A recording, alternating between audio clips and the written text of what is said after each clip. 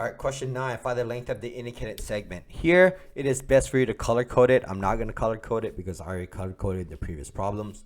I'm trying to find KL, right? I know that GH is parallel to JK, so I can use the side split theorem to set up the left side is equal to the right side. 6 over 4 is equal to 8 over KL.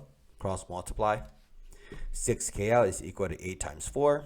6 KL is equal to 32. Divide by 6 to both sides. You get 32 over 6. Simplify into 16 over 3.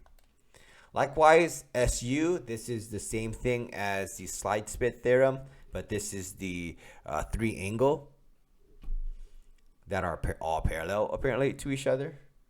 Okay, and I can just then compare the sides. How do I know they're parallel, right? You're like, how do you know it's parallel? Look at the red curves, right? You see how they're corresponding? Corresponding angles are from parallel lines.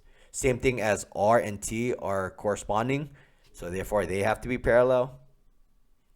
So set up 8 over 12 over 8. So I did this part over this part is equal to SU over 10. Cross multiply 8 times SU and 12 times 10. 8 SU is equal to 120. Divide by SU. SU is equal to 15.